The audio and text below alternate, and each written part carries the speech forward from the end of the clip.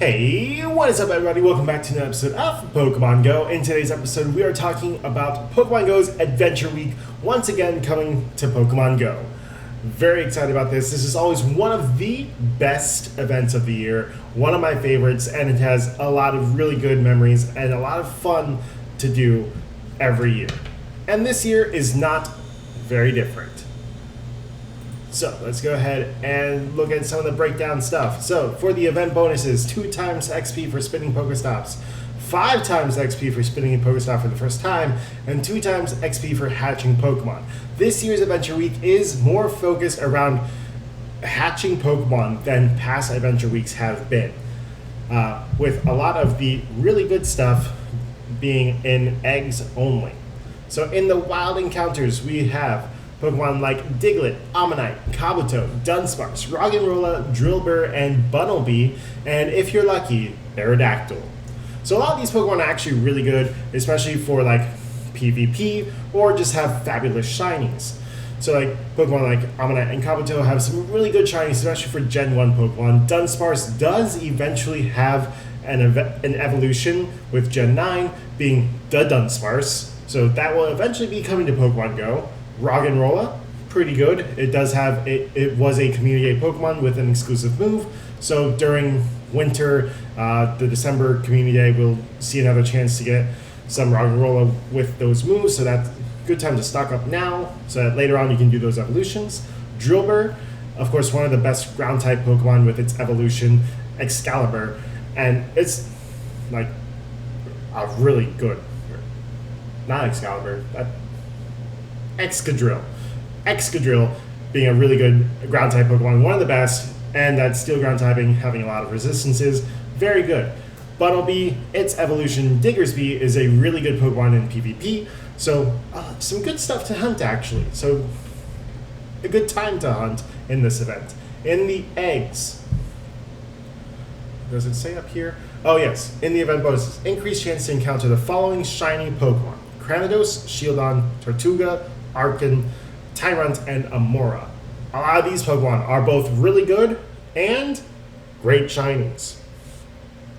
And these Pokemon are not wild encounters, but egg encounters. So we could see some maybe increased chances in the eggs.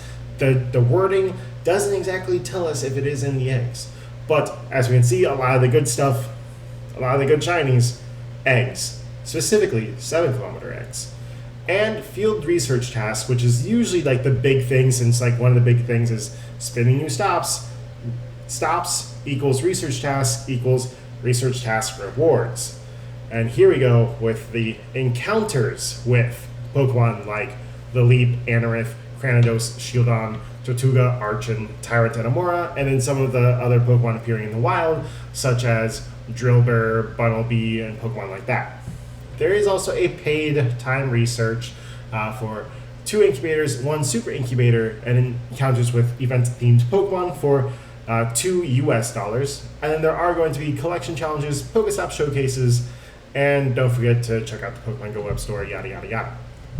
Now, just this by itself, you might be thinking, gosh, Joe, that doesn't seem like a lot to do.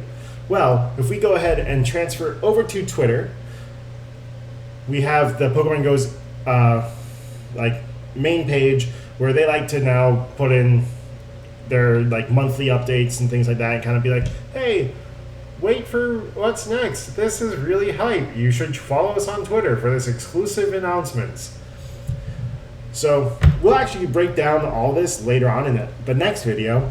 But some really interesting things is during this event, Adventure Week, we will be having Mega Aerodactyl in the raids. Aerodactyl being a fossil Pokemon. So that's kind of cool. Mega Aerodactyl being a really top tier rock type attacker. Really good, and probably should have been announced in Adventure Week, considering that's when it's taking place. There is also going to be, during this time, the Spotlight Hour featuring Drillbur, which is, again, a really good Pokemon. A Raid Hour featuring Moltres, which is not an Adventure Week Pokemon or a Rock type or Fossil, but is still really darn good, being one of the top Fire type attackers and a top Flying type attacker. Like, really good. And there is going to be an Adventure Week takeover, which is kind of sneakily kind of pressed in here, and a Shadow Raid weekend happening during this time as well. What would the Shadow Raid be? It could be the Shadow Suicune, or it could be something like really cool. Some people are saying like, oh, maybe it's Mega Lugia, maybe it's Mega Rayquaza. It could also be Shadow Suicune. And you know what? Shadow Suicune's kind of dope. It's not like fantastic, but with the Shadow bonus to its attack, actually will make it much better than regular Suicune, since regular Suicune doesn't do much in Pokemon Go right now. Or sorry, regular, not Mega. Regular Suicune doesn't do much, but Shadow Suicune could be an improvement. It could also be something surprising, because they haven't told us what the takeover is yet. And with the addition of the takeover, what does that mean for us? What does that mean for Adventure Week? Could we see, like, usually that means Team Go Rocket kind of takes over everything, and it's all usually like Pokemon associated with Team Go Rocket, like dark types, poison types, Pokemon like that. We could see maybe more Shadow Rock type Pokemon, Shadow Fossil Pokemon, which would be really cool. We could see maybe a switch up in what the Team Go Rocket leaders are having during that time.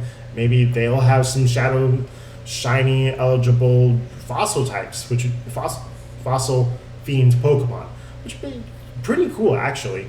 And then we could also see things like a Shadow Diggersby or Shadow Excadrill, which would both be amazing for Pokemon Go. So there's definitely some cool things to still kind of dig up in Adventure Week. So I'm excited.